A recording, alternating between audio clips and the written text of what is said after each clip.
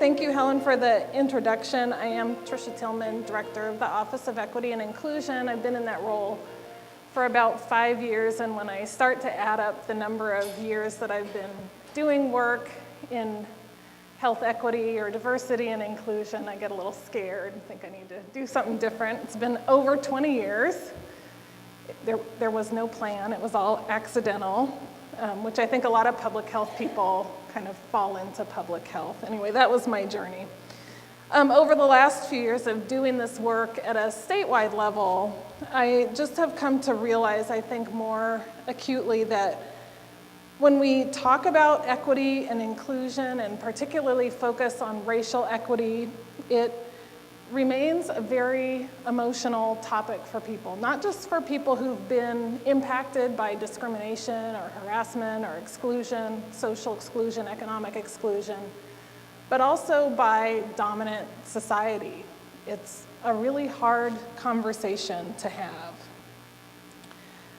Unraveling white privilege and exploring the depths and causes of health inequities is a real challenge, and I think it's a particular challenge in Oregon. So as I move forward with the presentation, one of the things I'm not going to do, which I usually do, is share a lot of data. I'm not sharing any data. I'm going to share some resource. Yeah, I feel a little naked without my data, okay? But I'm not going to do that. I am going to share some resources, and hopefully there's a way you'll be able to access them, but I'm really going to focus more on storytelling, and this is not my typical shtick. But I hope that it's helpful, because I know a lot of you have been telling your stories as you've gone through the day today. Like a car going downhill, I think unless we actively put our foot on the brake of inequity, we will continue the momentum that exists in our society today around inequity. And I think what's really important that I want to emphasize a couple times in this presentation is there is no neutral position. Either you're actively involved in unraveling and dismantling inequity, or you're complacent, and that allows it to be maintained. I'm going to quote Howard Zinn, because as I was pulling the presentation together, he just came up a lot for me. He said, "I don't believe it's possible to be neutral. The world is already moving in certain directions, and to be neutral, to be passive in a situation like that is to collaborate with what is going on." So I'm going to ask us to be really intentional about moving forward towards health equity. However, because moving against our societal momentum of increasing inequity, and there's been a lot of talk about economic inequity increasing in our society, but because those conversations cause fear, sometimes anxiety, sometimes guilt and consternation, I've been thinking about how do we start to do some kind of informed consent for folks as we engage in conversations around inequity. So I have a proposal for that. That'll come up a little later.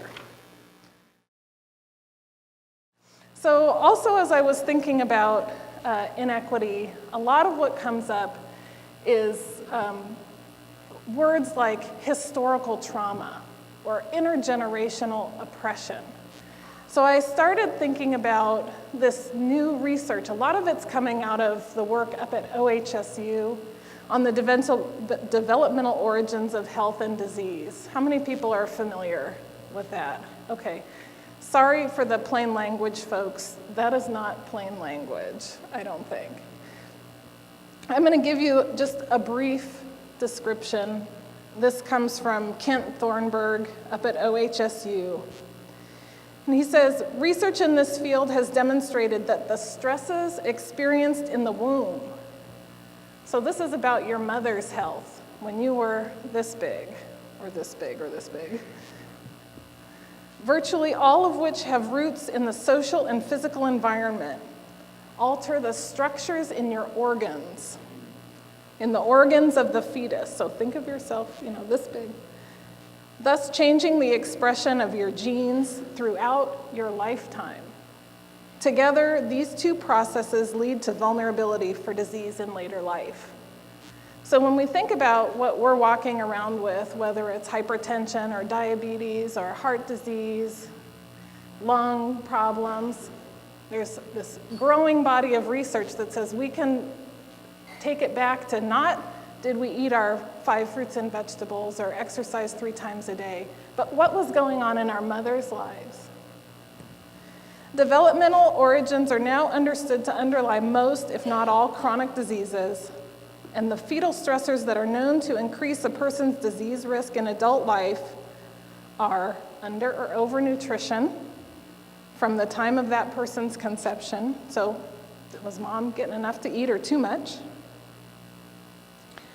Levels of stress hormone in the mother. What was mom's life like? Was she homeless, violent relationship, experiencing racism? Other factors, including maternal exposure to social stresses associated with poor housing, unemployment, are now known to play a role not only in adult cardiovascular disease, but also diabetes, even osteoporosis. In other words, the environmental conditions affecting our mothers while pregnant with us very much predict our disease experience as adults. And these effects are intergenerational and still measurable 2 generations later. What that says to me as an American, a very short-term memory enculturated American, is that history matters. History matters. And that's where that sense of unease, guilt, anxiety starts to play out, because a lot of people think, and I know in my life I've heard people say, I didn't own slaves, it's not my problem. I didn't redline, it's not my problem. That actually it is our problem. It's collectively our problem. We were not there when these decisions were made, but we're inheriting the results of policy decisions. And so today, as you've been thinking about your action plans, your policies moving forward, we want to make really sure that we're not building inequity into our policies today moving forward. That's one part of it. But secondly, we want to make sure that what we're doing is dismantling the effects of white privilege, of institutional racism that were built into our system for generations. So history is important, but history is complicated. I know you can't see this, but if anybody's taken a look at Howard Zinn's A People's History of the United States, show of hands, put it on your reading list. Okay, good. If you haven't read it, take a look at it. So history's complicated. It's more so than what we learned in high school. And history requires us to look at things from multiple perspectives, right? How many of us were taught in grade school that Columbus discovered America? Right. Okay, keep your hands up. How many of us unlearned that Columbus discovered America at some point in our lives? Put your hands down if you unlearned it. Okay, so I want to make sure. Okay, if not, it's a good book. But learning that what we thought was true is not true for everyone is really unsettling. It's an unsettling process. Okay, so here's our informed consent. Comes from the Matrix. Let me tell you why you're here. You're here because you know something. What you know you can't explain, but you feel it. You felt it your entire life, that there's something wrong with the world. You don't know what it is, but it's there, like a splinter in your mind, driving you mad. It is this feeling that has brought you to me. Do you know what I'm talking about? The Matrix. Do you want to know what it is? The Matrix is everywhere. It is all around us. Even now, in this very room. You can see it when you look out your window or when you turn on your television. You can feel it when you go to work, when you go to church, when you pay your taxes. It is the world that has been pulled over your eyes to blind you from the truth. What truth? That you are a slave, Neo. Like everyone else, you were born into bondage, born into a prison that you cannot smell or taste or touch. A prison for your mind.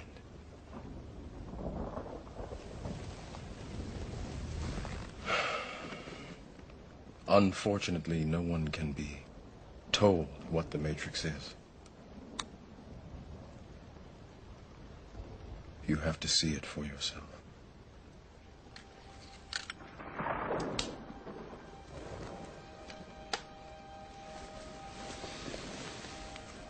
This is your last chance. After this, there is no turning back. You take the blue pill. The story ends. You wake up in your bed and believe whatever you want to believe. You take the red pill. You stay in Wonderland. And I show you how deep the rabbit hole goes.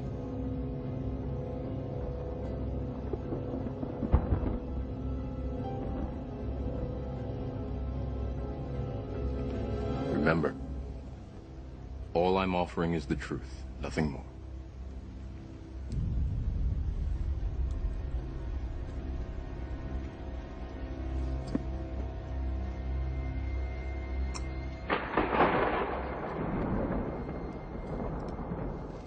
Follow me. That's the informed consent. You can either choose the blue pill and leave early, or you can choose the red pill and stay. Now I wait. Oh, okay. So anyway, I just thought, we really, as we do this work in my office, sometimes want to just let people know. This conversation is sometimes challenging. We'd like to give people an opportunity to opt out. This conversation is challenging. We'd like to give people an opportunity to opt in. Thank you for staying. Okay, so I'm going to just share this slide. Again, thinking about history, it helps to just put this conversation in some context. And this is a real simplification of the United States history from an African American perspective. And I think what's really important to note is really how small this piece of history is that we're living in right now, post-civil rights era, compared to the depth of American history, compared to the legacy of American slavery.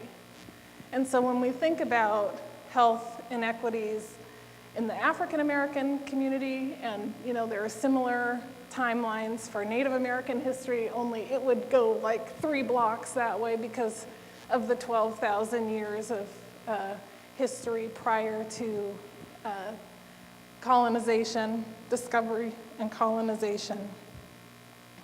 But it helps us to understand the impact of slavery and Jim Crow on health and mental health outcomes in the African American community. And if anyone's read Dr. Joy DeGruy-Leary's book, Post-Traumatic Slave Syndrome, it's a very challenging book to read, but the bottom line of that conversation says, and when did we heal?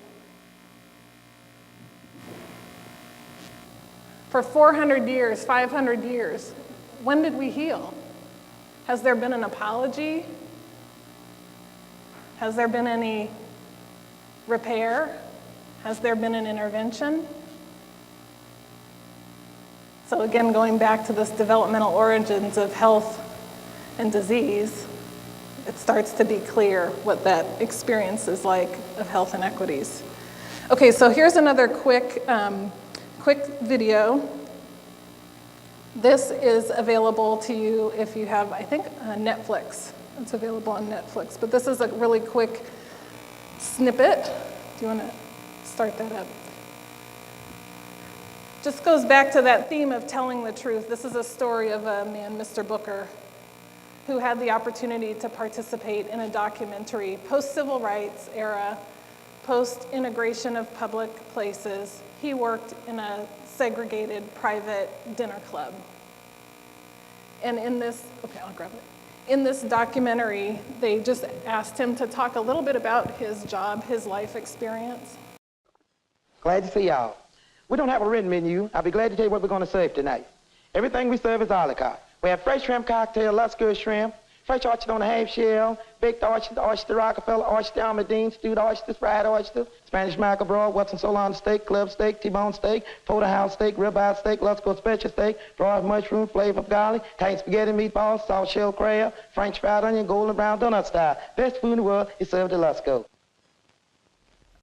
Now, that's what my customers, I say my customers, be expecting of me. When I come in, this way want me dressed. Booker, tell my people what you got. Some people are nice, some is not. Some call me Booker, some call me John, some call me Jim, some call me nigger. All of that hurts, but you have to smile. If you don't, what's wrong with you?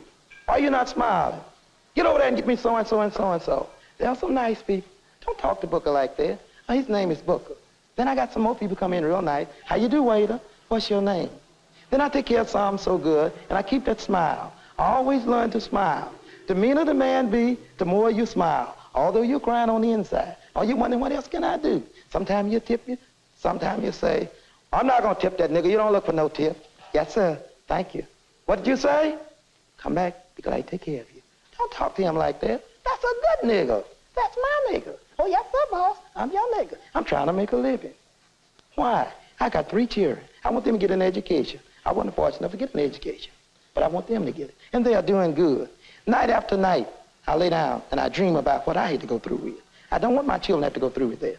I want them to be able to get the job that they be qualified for. That's what I'm struggling for. I don't want this and I don't want that, but I just don't want my children to have to go through what I go through with. Hey, tell that nigga to hurry with that coffee. I'm on my way. So that's what you have to go through with. But remember, you have to keep that smile.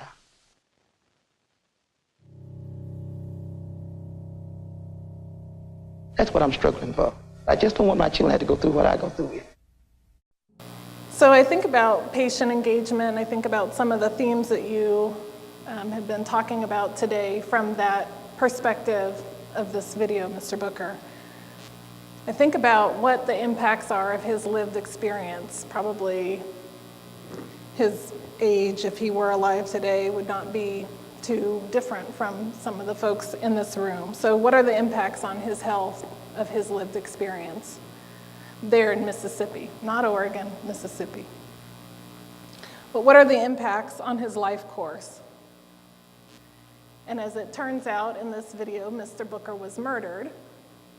He lost his job because of what he said. The folks who saw what he said he knew that he was going to lose his job by telling the truth. And then he was murdered. So what are the impacts of his life course, of the discrimination and the injustice that he experienced, of the loss of his job, of the loss of his life? He had 2 daughters in the film. What's the impact on their life course? They probably make up the bulk of the patient population now that's experiencing health disparities, chronic disease. How might their experiences in their town impact their ability to trust a white medical provider, or a clinic, or a hospital? So it made me curious as I was watching that, how do we in our clinics give patients an opportunity to share their experience? And what risks might they have to weigh in order to take that opportunity to do so? And how do we build trust so that we have an opportunity for authentic interaction? So when we think about the social determinants of health, I'm going to speed up a little bit. Go quickly. So thinking about, we talked today about medical care. That's that ambulance at the bottom. Someone falls off the cliff. Boom, the ambulance comes, takes them on. Someone says, that's not a good idea. We don't want our health system organized like that. We don't want people just going off in an ambulance to the hospital all the time. So we'll put up safety nets and we'll catch them. They'll come to the cliff, fall off, and then land on the safety net. Someone else says, a good public health person says, we don't want them falling off the cliff at all. So let's put some walls up.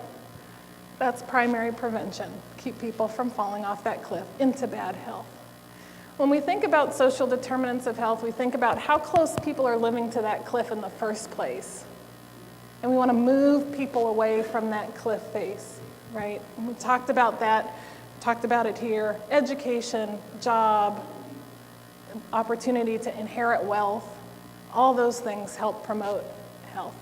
When we talk about the determinants of health inequity, we have to look at that cliff face as three-dimensional. In our society, the way it's organized, in some communities, there won't be an ambulance that comes. In some communities, that safety net is more tattered, less strong, more people fall through the cracks. And in some communities, people live right up against that cliff face, and every day are trying to figure out how not to fall over. But the prevention, those little fences of prevention, just aren't as strong to withhold the pressures that are coming from those social determinants of health. So I just wanted to think in my own personal life about my family and how the social determinants have played out. So this is my grandma, right there in the middle, Mimi, I call her Mimi. She's no longer here, but she's here. And then my mom, my nephew. My grandmother moved out here in the 1920s. She came out here from North Dakota.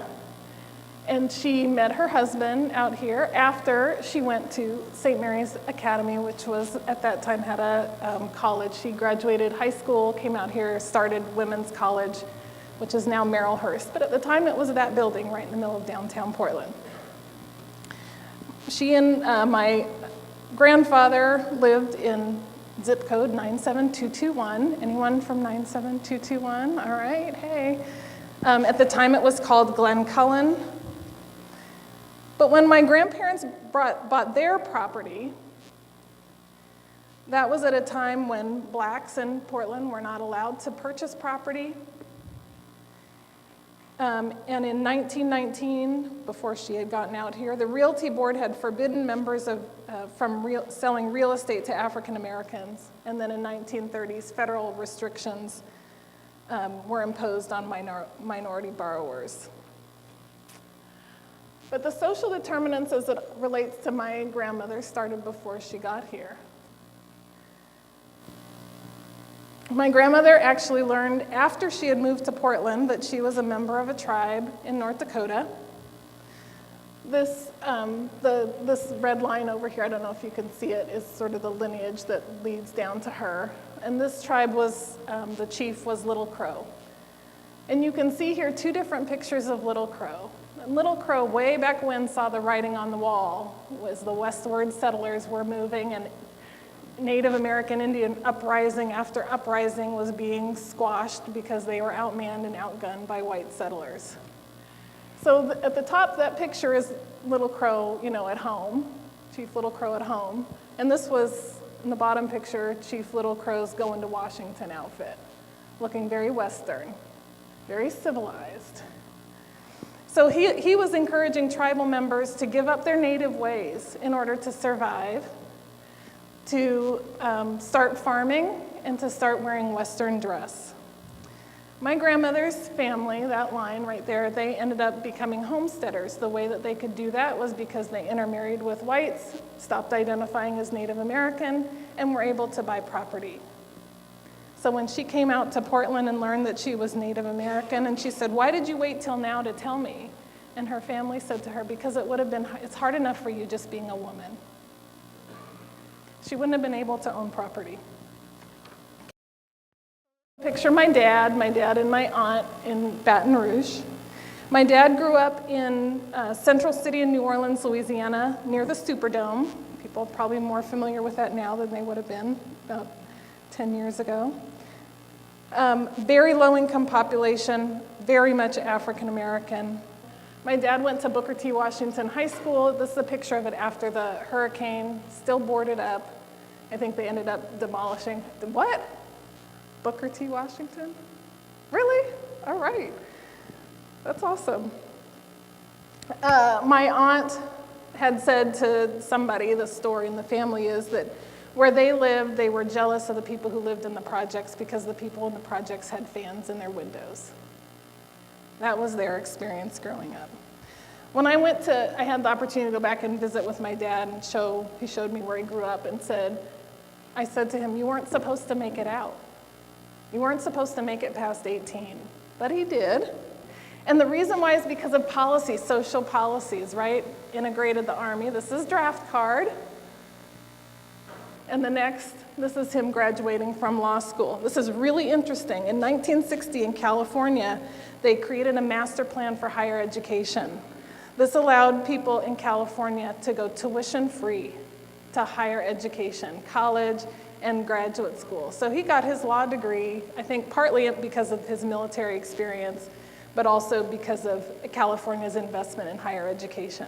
Very interestingly, privatization of the higher education system began in 1969 under what governor?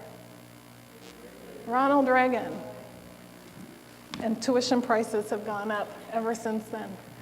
So next slide, these are the 4 great racial inequalities, and they're all connected.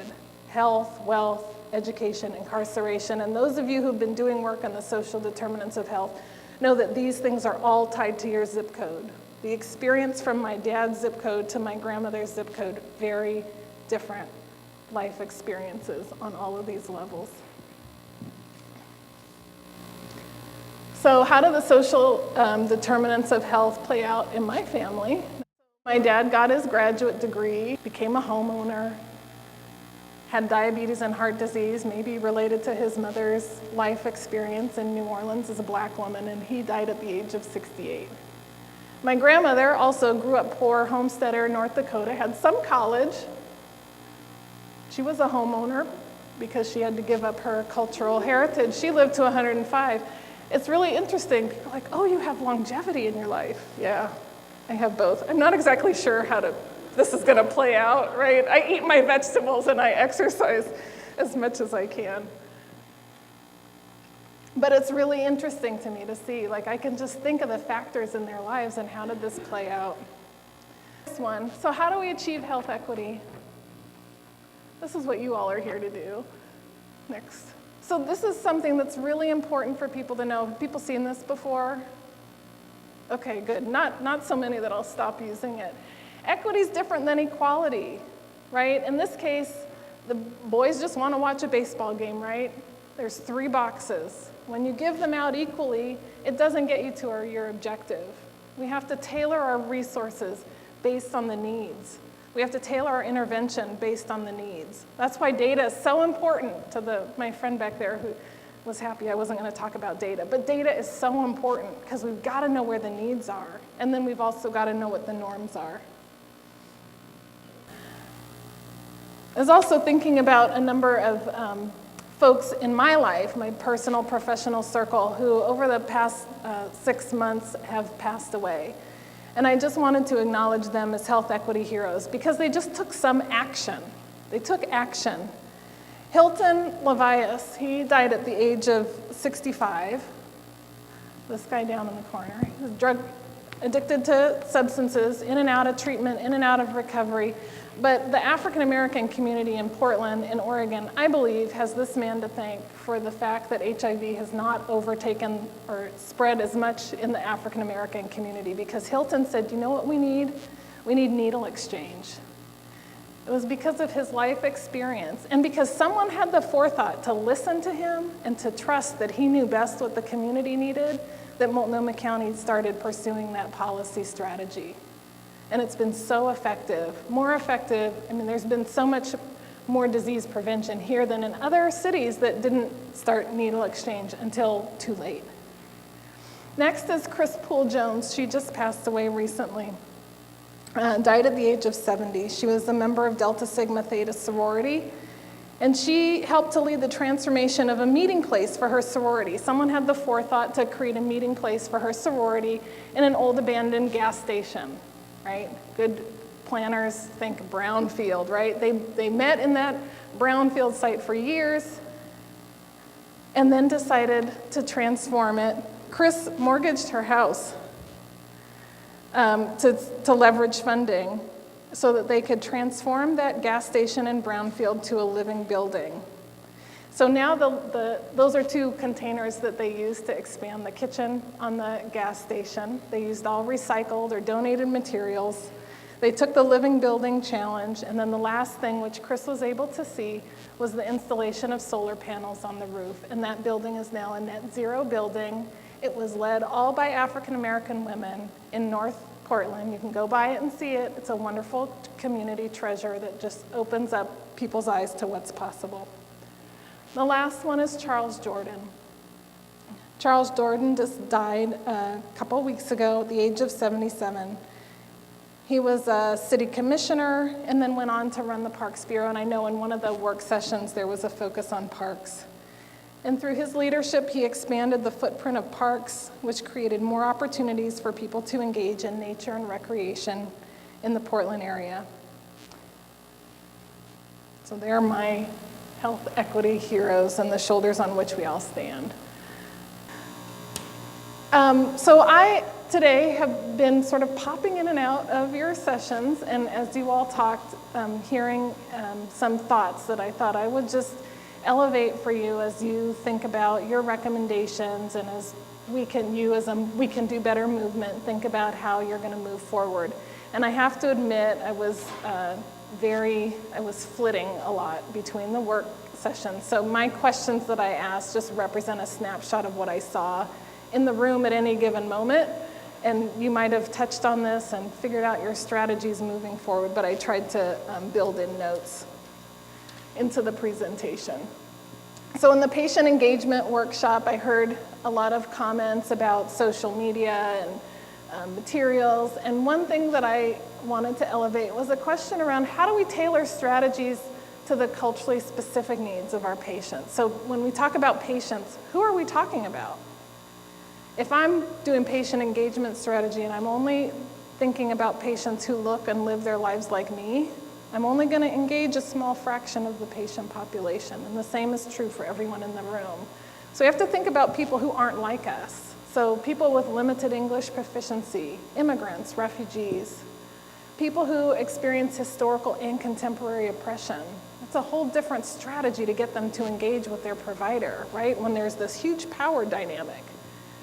Patients with needs for basic living, food, housing.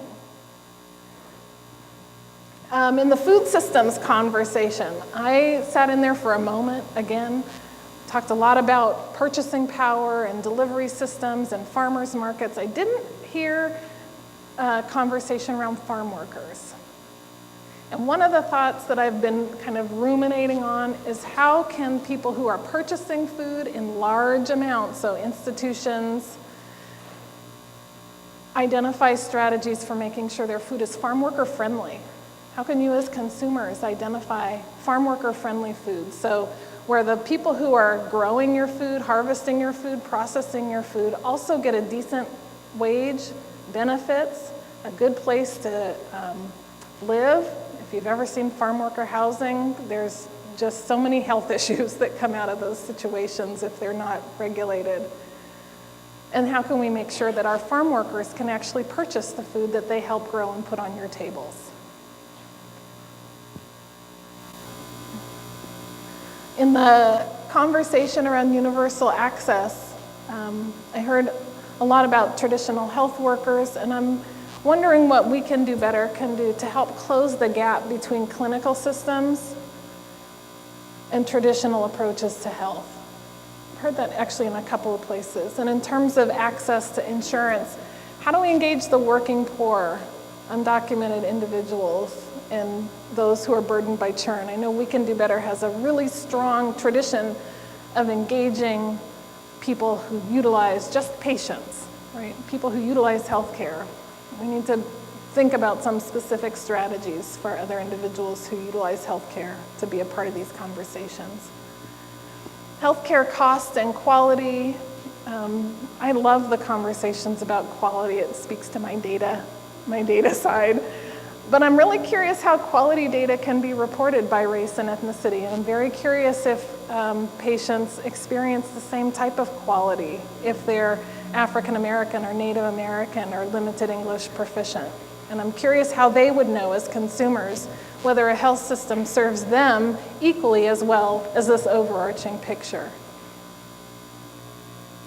And then in healthy communities, that was the one conversation where I just heard a lot of health equity. I was like, oh, these are my people, right? I heard a lot about health equity. I heard a lot about parks. I heard a lot about community engagement and community empowerment. What I didn't hear in that conversation were people in the clinical side saying, oh, maybe this is what we need to be doing for patient engagement, or maybe this is what we need to be doing for policy advancement. So my questions there was, how does economic development impact the health status of residents? That's a data question that we just haven't quite gotten to yet. How do health professionals and clinicians connect to community initiatives? Is this a requirement, a continuing education opportunity, so that they can better understand their patients, to support patient engagement, but also to elevate policies? That clinical voice is a trusted voice, not just in the patient-provider encounter, but in public policy too. So how do we mobilize health experts to be champions and partners with communities who are struggling with inequity? And then last, how can health systems, last question. How can health systems support community empowerment as a health strategy? This really was, to me, the exciting part of health systems transformation. We just haven't figured it out yet. So I'm hoping that you all will consider those questions as you continue to move forward. I think the most important thing, and the thing that I just want to leave you with, is the importance of just taking action, not being neutral. So those questions that I laid out, they're just questions. You don't have to know the answers. Really, we're all trying to learn the answers together. But sometimes it's tiring being the one in the room who's like, can you break that data down by race, ethnicity? What are the impacts of that policy on inequity, right? It'd be better if there was 100 people in any given setting, or a few people sitting up on the dais at the legislature who would ask, so what is the impact of that policy on health equity? So I think you asking the questions helps to advance the issue. Here's another Howard Zinn quote, and I think this is where I end it. Human beings are not machines, and however powerful the pressure to conform, they sometimes are so moved by what they see as injustice that they dare to declare their independence. In that historical possibility lies hope. So I want to thank you very much for your attention and for joining in this movement towards health equity.